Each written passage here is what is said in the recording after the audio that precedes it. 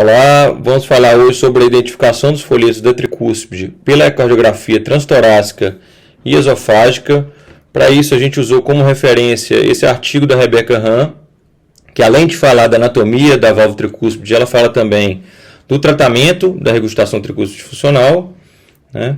Antes de falar das janelas ecocardiográficas e na identificação dos folhetos, a gente vai fazer uma breve revisão da tricúspide pela anatomia.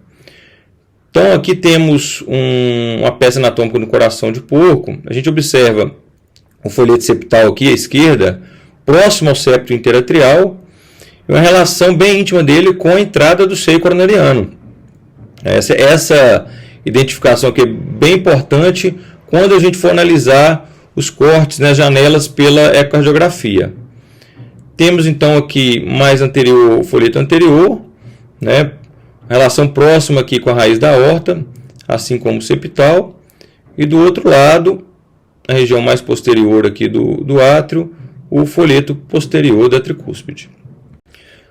Bom, de forma bem didática, a Rebecca Hahn, ela representa cada folheto com uma cor diferente, então ela coloca o anterior com a cor azul, o septal amarelo e o posterior verde. Então isso facilita bastante quando a gente for passando pelas janelas ecocardiográficas, que a gente vai identificando cada folheto com uma cor diferente. Então, o primeiro contato que a gente tem da válvula tricúspide ao ecocardiograma transtorácico é ali na via de entrada do ventrículo direito. Então, a partir do eixo longo do ventrículo esquerdo, no paraesternal, com a leve inclinação do transdutor, a gente abre ali a via de entrada do ventrículo direito. Como a gente observa aqui na figura ilustrativa, quando esse seio coronariano aparece na imagem, o folheto ali próximo a ele, como a gente viu, é o septal. Do outro lado, o folheto anterior. Observando aqui em cima, na figura ilustrativa, quando esse feixe aqui ultrassonográfico foge ali do septal, o folheto que passa a aparecer então na tela é o folheto posterior, né? Como a gente observa no vídeo, à direita aqui o folheto anterior, e do outro lado, próximo ao seio coronariano, o folheto septal. Quando não visualizamos o seio coronariano, o folheto que aparece para a gente ali é o folheto posterior. Então, revisando à direita, sempre o folheto anterior, e à esquerda, quando o seio coronariano aparece, a gente infere que aquele folheto próximo a ele seja o septal. Outra janela ecocardiográfica ao transtorácico, que a gente consegue identificar a tricúspide, é no eixo curto ali da válvula aórtica, né? Aqui temos o átrio direito, a válvula tricúspide, aqui a via de saída do ventrículo direito e aqui a abertura perpendicular da válvula aórtica. À direita, próximo à raiz da aorta, o folheto que geralmente surge ali é o folheto anterior e do outro lado o folheto posterior. Quando a gente observa apenas um folheto nessa janela cardiográfica, a gente infere que esse folheto seja o anterior. Mas, de um modo geral, quando aparecem dois folhetos ali, o próximo à raiz da aorta é o anterior e do outro lado o posterior. Outra janela ecocardiográfica na identificação aí da tricúspide é no apical eixo longo. À direita, como a gente observa aqui na figura ilustrativa do artigo da Rebecca Hahn, o folheto que está ali próximo ao septo é o folheto septal da tricúspide, que fica nessa localização. Quando a gente anterioriza o transdutor e a raiz da aorta aparece na imagem, a gente infere que do outro lado o folheto é o anterior, como a gente observa aqui em C, nessa linha tracejada aqui. À direita o septal, do outro lado então o anterior. Quando a gente posterioriza esse transdutor, os folhetos então que surgem é o septal, que continua ali próximo ao seio coronariano, né? Como a gente observa aqui na figura D, o septal aqui em amarelo, e do outro lado o folheto posterior. Então, no vídeo aqui, a gente infere que esse próximo ao septo seja o septal realmente, e como não aparece aqui a raiz da aorta e aparece aqui o seio coronariano, aqui na tela, a gente infere que do outro lado, assim como representado na figura, seja o folheto posterior.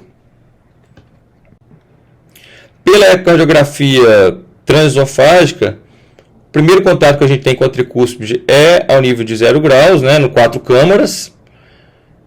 Folheto próximo ao septo aqui é o septal. Do outro lado, o folheto que aparece é o anterior. E quando a gente usa o multi-D, né, com a sonda do 3D, a gente consegue um plano ortogonal da válvula tricúspide. Então, os outros dois folhetos, quando a gente aciona esse multi-D, esse multiplanar, os folhetos que aparecem é o anterior, que está aqui próximo à raiz da aorta, né?